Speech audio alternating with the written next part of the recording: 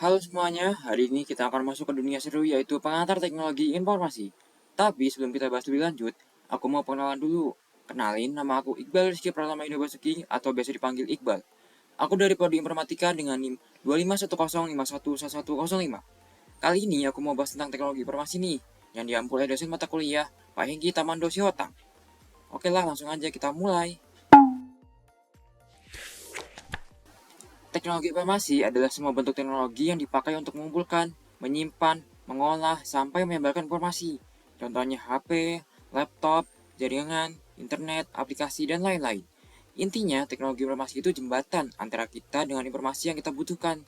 Jadi bukan cuma komputer aja, tapi semua sistem yang bikin data bisa diakses dan dipakai. Selanjutnya, manfaat teknologi informasi. TI itu ibarat oksigen di zaman sekarang, manfaatnya sangat banyak. Buat bisnis jadi lebih efisien, buat kita informasi bisa diakses lebih cepat dan mudah. Komunikasi, dulu nunggu surat berminggu-minggu, sekarang tinggal chat. Pendidikan juga makin interaktif, bahkan belajar online udah biasa. Transportasi, bayangkan tanpa Gojek, Grab, ataupun Google Maps. Itu akan sangat repot ya guys. Dan jangan lupa, hiburan sekarang super gampang. Netflix, YouTube, TikTok, ada dalam genggaman kita. Sejarah teknologi informasi itu panjang banget. Dimulai dari era prasejarah, tulisan, percetakan, komunikasi elektronik, komputer internet, hingga era digital dan mobile. Pertama kita bahas dulu nih era prasejarah, tulisan, dan percetakan. Awalnya manusia cuma bisa gambar di dinding gua, lalu berkembang jadi sistem tulisan, hieroglif, cuneiform, bahkan pakai papirus dan tablet tanah liat. Sekitar 2300 sebelum Masehi, sudah ada alat bantu hitung sederhana seperti abacus. Masuk abad ke-15, Gutenberg dengan mesin cetaknya bikin ilmu pengetahuan bisa disebarkan massal. Selanjutnya, era komunikasi elektronik, komputer, internet, dan digital. Abad ke-19, lahir telegraf, telepon, dan radio. Hal ini membuat komunikasi jarak jauh lebih cepat. Masuk ke abad 20, ada ENIAC tahun 1945, lalu Intel 4004 1971, dan juga tahun 1969 ARPANET jadi cikal bakal internet. Awal 1990-an, tim Berners-Lee menciptakan World Wide Web atau WWW. Sekarang kita ada di era digital, internet cepat, smartphone, media sosial, AI, big data, IoT, dan cloud computing. Nah, sekarang kita masuk nih ke tren teknologi informasi modern. Selanjutnya kita bahas cloud computing. Cloud computing itu ibarat sewa kos data. Kita bisa simpan file, aplikasi, bahkan server di internet tanpa harus beli perangkat sendiri. Contoh gampangnya Google Drive, Dropbox, atau Netflix yang jalannya juga pakai cloud. Keuntungannya lebih fleksibel, hemat biaya, bisa diakses kapan saja dan di mana saja. Selanjutnya ada Internet of Things atau IoT. IoT adalah konsep di mana benda-benda fisik bisa saling terhubung lewat internet. Bayangin kalau kulkas bisa kasih notifikasi kalau susu habis, atau lampu rumah yang bisa dimatikan lewat HP. Contoh nyatanya yaitu smartwatch yang bisa hitung langkah. Lanjut, ada Artificial Intelligence, AI, dan Machine Learning. AI itu bikin mesin bisa meniru cara manusia berpikir, belajar, dan ambil keputusan. Contoh paling dekatnya yaitu ChatGPT, Gemini, Cloud, Google Translate, atau rekomendasi film di Netflix. Sedangkan machine learning itu bagian dari AI yang bikin sistem bisa belajar dari data. Jadi, makin banyak data, makin pintar sistemnya. Lanjut, ada Big Data. Big Data itu kumpulan data super besar dan kompleks. Datang dari berbagai sumber, teks, gambar, video, dan suara. Contohnya data pengguna Instagram yang tiap hari upload foto, atau data transaksi e-commerce. Kenapa penting? Karena dari data besar itu, kita bisa analisis tren, prediksi perilaku, bahkan bikin strategi bisnis. Lanjut, yaitu cyber security. Kalau ada data, pasti ada ancaman. Cyber security itu tameng buat jaga data dan sistem dari serangan, hacker, malware, dan akses ilegal. Contoh nyata, kasus pencurian data kartu kredit, akun sosial media dibobol, atau website yang kena serangan DDoS. Jadi, teknologi makin canggih, keamanan juga harus makin kuat. Lanjut, ada blockchain dan cryptocurrency. Nah, ini nih Bitcoin nih. Blockchain itu rantai blok berisi data yang terhubung aman dan transparan. Ini dasar dari Bitcoin dan cryptocurrency lain. Kelebihannya bisa dipalsukan, aman, dan terdesentralisasi. Selain untuk uang digital, blockchain juga dipakai untuk supply chain, voting online, bahkan rekam medis. Selanjutnya yaitu virtual reality dan augmented reality. VR bikin kita masuk ke dunia digital, seperti kita ada di dunia yang berbeda. AR itu campuran dunia nyata dengan digital, contohnya filter Instagram atau game Pokemon Go. Kedua teknologi ini dipakai di game, pendidikan, kesehatan, bahkan arsitektur. Selanjutnya, teknologi 5G. 5G adalah generasi kelima jaringan seluler, kecepatannya sampai 20 kali lebih cepat dari 4G. Dan ini artinya streaming super lancar, download film dalam hitungan detik, game online lebih stabil, dan mendukung IoT, serta kendaraan otonom. Jadi 5G ini bukan sekadar buat nonton YouTube aja, tapi juga dasar buat smart city dan industri masa depan. Nah, apa sih jadi perubahan teknologi informasi dulu dan sekarang? Kalau dulu komputer besar, mahal, data masih disimpan manual, transaksi tunai, dan program cuma bisa ikutin instruksi. Sekarang semua serba digital. Ada AI, e-commerce, cryptocurrency, cloud, big data, laptop murah, smartphone di tangan semua orang. Singkatnya, dulu teknologi itu mewah, sekarang teknologi itu kebutuhan. Namun, di balik kemudahan dan kecepatan teknologi informasi itu, terdapat tantangan dalam perkembangannya, seperti rentannya keamanan data dan privasi pengguna, kesenjangan digital, yaitu ada yang sudah pakai 5G, tapi di desa sinyal 3G pun masih susah. Selanjutnya ada ketergantungan teknologi, sehari-hari cuma pakainya AI, HP, dan juga doom scrolling saja. Selanjutnya yaitu etika AI, mesin makin pintar tapi banyak digunakan untuk kejahatan seperti deepfake ataupun deep voice. Nah, ini sangat butuh untuk etika dan juga regulasi yang ditetapkan agar AI bisa dicegah untuk hal-hal kejahatan. Nah, setelah kita membahas tentang konsep-konsep dasar dari teknologi informasi, kita masuk ke komponen teknologi informasi. Yang pertama yaitu perangkat keras. Perangkat keras. Apa sih itu, Bang? Hardware itu bagian fisik dari komputer yang bisa kita sentuh. Tugasnya menjadi alat eksekusi dari instruksi software. Bisa input, bisa output. Jadi, kalau software itu otaknya, hardware itu badannya. Nah, salah satu contoh dari hardware itu adalah monitor. Monitor itu ibarat jendela kita ke dunia komputer. Tanpa monitor, kerja komputer nggak kelihatan hasilnya. Bisa teks, gambar, video, sampai GUI yang bikin kita nyaman pakai komputer. Sekarang monitor makin canggih, ada yang curve, ada yang 4K, bahkan layar sentuh. Lanjut, ada motherboard. Motherboard itu papan sirkuit utama yang nyambungin semua komponen, seperti CPU, RAM, GPU, penyimpanan, dan port eksternal. Bisa dibilang ini jalan raya komputer. Kalau motherboard rusak, semua komponen jadi nggak bisa ngobrol atau nggak bisa berfungsi nih. Lalu ada CPU atau Central Processing Unit yang merupakan otaknya komputer. Semua instruksi, perhitungan, dan kontrol ada di sini. Dia yang eksekusi perintah dari sistem operasi dan aplikasi. Tanpa CPU, komputer cuma kotak mati. Nah, contoh dari CPU ini adalah Intel Core, AMD Ryzen, dan lain-lain. Nah, CPU ini punya dua bagian utama. Yang pertama yaitu ALU atau Arithmetic Logic Unit. ALU ini yang ngurusin matematika dan logika. Selanjutnya ada CPU atau Control Unit. Nah, bagian ini yang ngatur aliran data antar komponen. Bayangin aja, kayak otak manusia yang bisa mikir sambil koordinasiin tubuh. Lanjut ada RAM atau Random Access Memory. RAM itu memori sementara. Data disimpan sementara saat komputer nyala. Fungsinya biar proses lebih cepat, karena RAM lebih cepat dibanding hard disk. Tapi ingat, begitu listrik mati, data di RAM juga hilang. Lanjut ada ROM atau Read Only Memory. Kalau RAM sifatnya sementara, nah ROM ini permanen. Dalam ROM ada firmware, kode booting, dan data yang nggak akan hilang walau listrik mati. Jadi setiap kali kita nyalain komputer, proses booting itu berkat ROM. Nah, sekarang apa sih perbedaan antara RAM dan juga ROM? Nah, biar gampang aja nih.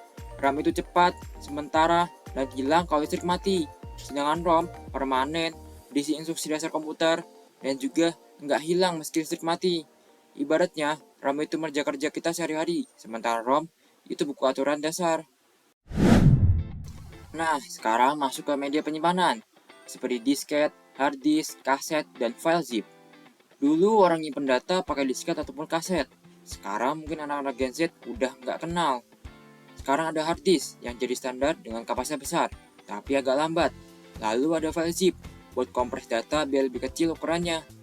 Perkembangan penyimpanan ini penting karena data makin lama makin banyak. Lanjut ada CD, DVD, Blu-ray, dan flash disk. Setelah disket, muncullah CD, DVD, dan Blu-ray untuk multimedia dengan kualitas lebih tinggi. Sekarang lebih praktis lagi, flash disk, bentuknya kecil, kapasitas besar, gampang dibawa kemana-mana. Tapi sekarang mulai tergeser juga dengan cloud storage. Nah, apa aja sih perkembangan hardware dari dulu hingga sekarang? Hardware itu makin lama makin ngebut. Contohnya CPU, dari single core jadi multi-core, lalu ada RAM dari DDR1 ke DDR5, dan storage dari HDD ke SSD. Nah, sekarang lanjut nih ke perangkat input. Input device itu alat untuk masukin data ke komputer. Contohnya keyboard, mouse, mikrofon, kamera. Ibarat komunikasi, input device itu mulut kita yang ngomong ke komputer. Nah, contohnya yang pertama itu ada keyboard. Keyboard itu alat klasik yang terinspirasi dari mesin ketik. Sekarang makin modern dengan shortcut, backlight, bahkan mechanical keyboard buat gaming. Selain ketik, keyboard juga buat kontrol sistem lewat kombinasi tombol. Lalu ada mouse. Mouse diciptakan oleh Douglas Engelbart tahun 1960-an. Bentuknya kayak tikus kecil, makanya namanya mouse. Fungsinya buat gerakin kursor, klik, drag and drop, scroll, zoom, sampai gaming dengan tombol khusus. Sekarang ada mouse wireless, laser, bahkan gaming mouse dengan DPI tinggi. Nah lanjut, ada trackball. Trackball itu mirip mouse, tapi kita nggak geser seluruh perangkat. Kita cuma muter bola kecil pakai jari untuk gerakin kursor. Keunggulannya hemat ruang, tapi harus rajin dibersihin karena gampang kotor. Biasanya dipakai di lingkungan kerja yang butuh presisi tinggi. Lanjut, ada tablet grafis. Tablet grafis ini favoritnya desainer dan ilustrator. Pakai panel digital di atas papan, hasilnya langsung muncul di layar. Kelebihannya sensitif pada tekanan, jadi goresnya bisa tipis atau tebal sesuai tekanan. Jenisnya ada dua, pen tablet juga pen display. Nah lanjut nih, ada game controller. Kalau ini sih jelas buat gamer.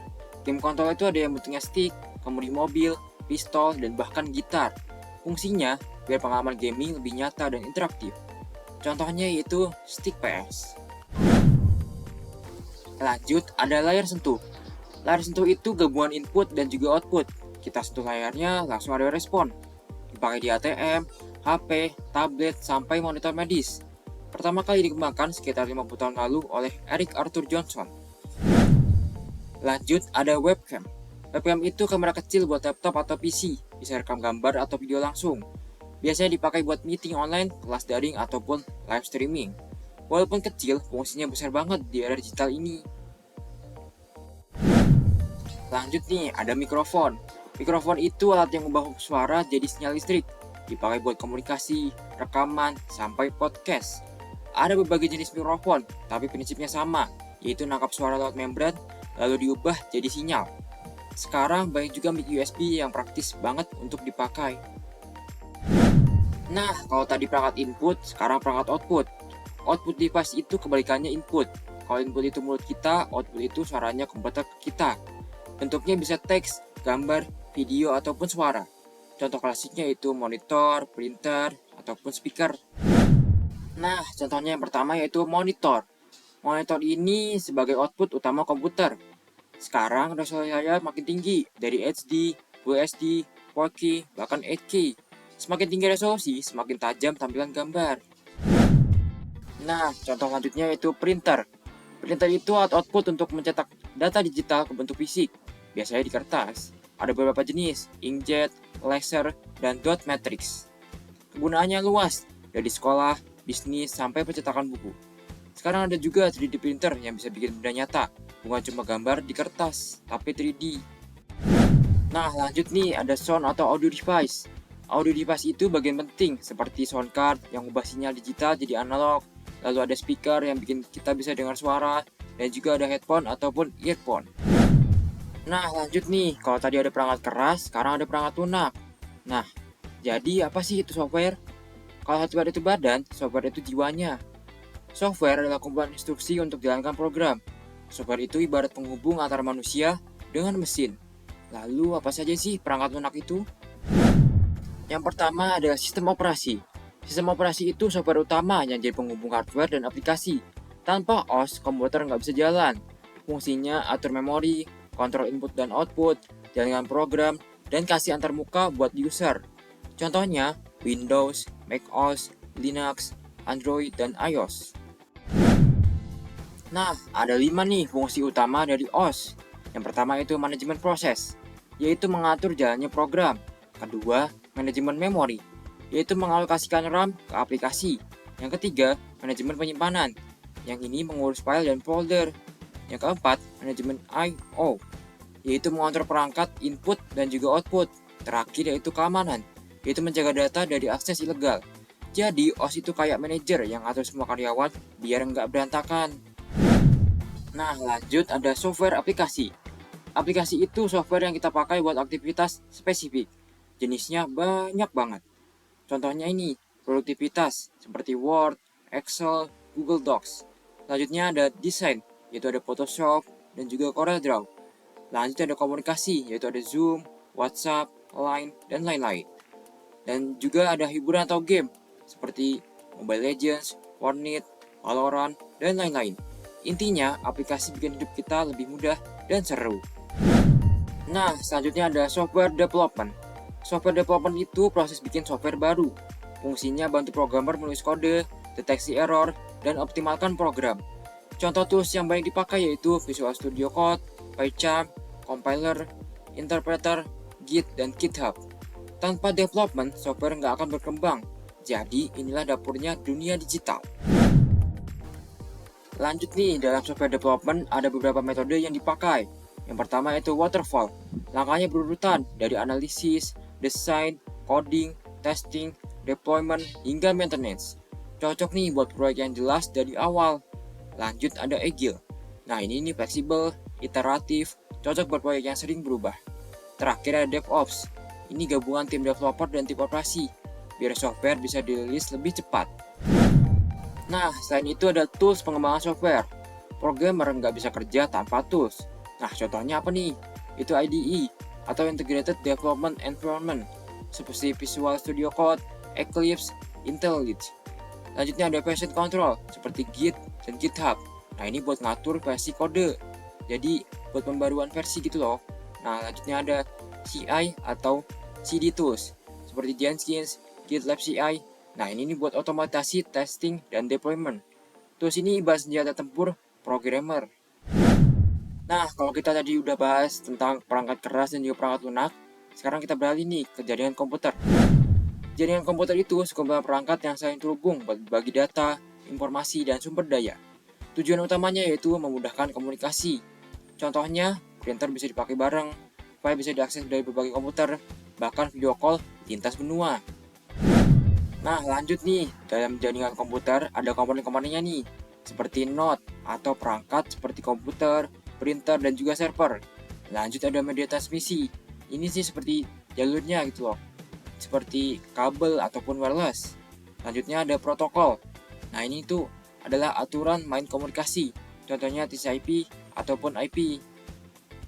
Lanjutnya ada topologi, bentuk struktur jaringan, bisa star, ring, bus, ataupun mesh. Nah, dalam jaringan komputer ada jenis-jenis jaringan. Nah, jaringan ini bisa dibagi berdasarkan jangkauannya nih, seperti LAN, MAN, dan juga WAN. Nah, kalau LAN ini atau Local Area Network, areanya terbatas, biasanya satu gedung, dan bersifat cepat dan juga murah. Lanjut ada MAN atau Metropolitan Area Network. Nah, ini mencakup satu kota, dan juga lebih luas dari LAN. Lanjut ada WAN atau Wide Area Network. Nah, ini areanya sangat luas, bahkan antar negara hingga benua. Contoh paling besar, internet. Tapi makin luas jangkauan, makin kompleks dan mahal pengelolaannya. Client server. Mode client server itu ada komputer server khusus yang menyediakan layanan, sedangkan klien tinggal akses. Kelebihannya, manajemen gampang dan juga keamanan lebih bagus. Kekurangannya, mahal, dan kalau server mati, semua klien ikut kena. Nah, lanjut nih, ada jenis jaringan peer-to-peer. Kalau peer-to-peer atau P2P, semua komputer bisa jadi klien sekaligus server. Kelebihannya, murah dan gampang diterapkan. Kekurangannya, keamanan lemah, susah diatur, dan gak cocok buat jaringan besar. Contoh P2P yaitu torrent. Nah, lanjut nih ke jaringan kabel. Jaringan kabel pakai kabel fisik buat transfer data. Kelebihannya stabil, cepat, dan aman. Kekurangannya butuh biaya instalasi lebih mahal dan gak fleksibel kalau harus pindah-pindah. Nah, lanjut nih ada jaringan kabel. Kalau jaringan kabel ini pakai gelombang radio ataupun inframerah. Kelebihannya fleksibel dan gampang dikembangkan. Kekurangannya rentan gangguan sinyal dan keamanan lebih rendah dibanding kabel. Contohnya, WiFi yang kita pakai sehari-hari. Lanjut nih ke topologi jaringan. Yang pertama itu topologi start. Nah, ini nih semua perangkat terhubung ke satu perangkat pusat. Biasanya switch atau hub. Kelebihannya mudah dikelola. Kalau satu kabel rusak, jaringan lain tetap jalan. Makanya ini paling umum dipakai di LAN. Selanjutnya, topologi ring. Topologi ring perangkat terhubung membentuk lingkaran. Data mengalir searah, jadi kalau ada satu titik rusak, bisa ganggu seluruh jaringan. Kelebihannya rapi, tapi kelemahannya rawan error. Selanjutnya, topologi bus. Topologi bus semua perangkat terhubung ke satu kabel utama. Kelebihannya murah dan sederhana. Tapi kalau kabel utama putus, satu jaringan mati total. Jadi jarang dipakai sekarang. Lanjut, topologi mesh. Topologi mesh, setiap perangkat terhubung ke semua perangkat lain. Kelebihannya sangat andal karena ada banyak jalur cadangan. Kekurangannya mahal dan rumit banget. Biasanya dipakai di sistem yang butuh keandalan tinggi, kayak jaringan militer. Nah, lanjut nih ke keamanan jaringan. Keamanan jaringan itu wajib. Beberapa caranya antara lain, pertama itu firewall. Nah, firewall ini kayak pagar digital. Kontrol lalu lintas data masuk dan keluar. Lanjut ada VPN. VPN ini bikin koneksi internet terenkripsi. Jadi aman meski lewat wifi publik. Lalu lanjut yaitu ke enkripsi. Data diacak biar nggak bisa dibaca orang yang nggak berhak. Nah, sekarang masuk nih ke internet dan juga web browsing. Nah, pertama kita bahas dulu nih sejarah internet. Internet itu awalnya proyek militer Amerika tahun 1960-an, namanya ARPANET. Lalu tahun 1989, cuma ada 4 universitas besar yang terkoneksi. Lalu kemudian tahun 1980-an muncul TCP atau IP sebagai protokol standar. Kemudian tahun 1989, tim Berners-Lee ciptain World Wide Web atau WWW. Lalu kemudian tahun 1990-an, internet mulai komersial, muncul email, e-commerce, media sosial. Sekarang, internet sudah jadi bagian kehidupan sehari-hari. Nah, lanjut nih, kita bahas protokol internet. Internet bisa jalan karena protokol komunikasi. Beberapa yang penting antara lain, pertama, CIP atau IP. Nah, ini nih otak internet. TCP bagi data jadi paket, IP ngatur alamat. Kemudian, UDP. Nah, ini lebih cepat, cocok buat streaming dan juga gaming. Selanjutnya ada HTTP per 2 dan HTTP per T. Nah, ini dibuat web makin cepat dan juga stabil. Lanjut ada FTP atau SFTP. Ini untuk standar profile, versi aman pakai enkripsi. Lalu lanjut ada email protocols, SMTP, IMAP, dan juga POPs. Nah, ini buat kirim dan terima email. Lalu lanjut ada DNS. Ini ubah nama domain jadi alamat IP. Terakhir ada SSL atau TLS. Nah, ini enkripsi komunikasi online. Singkatnya, protokol itu bahasa universalnya internet. Nah, sekarang kita bahas nih web browser. Web browser itu aplikasi yang kita pakai buat jelajah internet. Nah, di dalamnya ada UI atau antarmuka pengguna, seperti tab, alamat bar, dan lain-lain. Selanjutnya itu rendering engine. Nah, ini nampilin HTML, CSS, dan JavaScript. Selanjutnya ada JavaScript engine. Nah, ini bikin halaman lebih interaktif. Lalu lanjut ada modul jaringan. Modul jaringan yaitu komunikasi sama server. Contoh browsernya ini apa aja sih? Pertama ada Chrome, Firefox, Edge, Safari, dan lain-lain. Lanjut kita masuk ke kelebihan dan kekurangan web browsing. Nah, kelebihannya apa sih? Nah, pertama, bisa akses informasi dari seluruh dunia. Kedua, interaktif dengan multimedia dan aplikasi web. Ketiga, bisa dikustomisasi pakai add-ons. Lalu kekurangannya apa aja sih? Data pengguna sering dikumpulkan. Nah, ini rentan risiko privasi. Lalu lanjut, ada rentan malware dan phishing. Yang ketiga, bisa bikin komputer lemot kalau buka banyak tab. Lalu lanjut nih ke tips aman web browsing. Biar browsing tetap aman, ini tipsnya. Pertama, gunakan mode privasi atau incognito kalau perlu. Yang kedua, update browser ke versi terbaru. Yang ketiga, install ekstensi hanya dari sumber terpercaya. Yang keempat, jangan sembarangan klik link mencurigakan. Ingat, keamanan di internet bukan cuma urusan software, tapi juga kebiasaan pengguna. Lanjut, kita masuk ke bahasan terakhir, yaitu konsep dasar basis data. Basis data itu kumpulan data yang terorganisir, biar gampang diakses, dikelola, dan diperbarui. Tujuan utamanya yaitu kasih informasi yang akurat dan konsisten untuk mengambil keputusan. Ibaratnya kayak lemari arsip digital yang rapi banget. Nah, karakteristiknya yaitu pertama, punya ciri-ciri terintegrasi. Data dari berbagai sumber bisa digabung. Lanjut, ada terorganisir. Nah, ini tersimpan dalam struktur tertentu, misalnya tabel. Lanjut, ada multi-user, bisa diakses bersama-sama. Yang terakhir, minim redundansi atau mengurangi duplikasi data. Jadi, data lebih efisien dan konsisten. Lanjut nih ke komponen basis data. Komponennya meliputi data, yaitu fakta yang disimpan, seperti record dan juga field.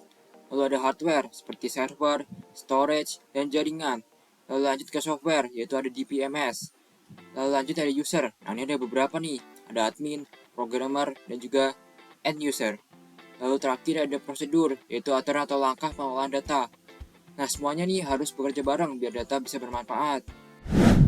Terakhir yaitu DBMS atau Database Management System. DBMS itu software yang ngatur basis data. Fungsinya simpan dan mengorganisasi data, query data pakai SQL, menjamin keamanan dan integritas, mengatur multi-user biar nggak bentrok, dan juga backup dan recovery kalau ada kerusakan. Contoh di BMS itu MySQL, Oracle, PostgreSQL, SQL Server, dan lain-lain. Dan akhirnya kita sampai juga di penghujung presentasi ini. Kita sudah bahas mulai dari pengertian teknologi informasi, sejarah, hardware, software, jaringan, internet, sampai database.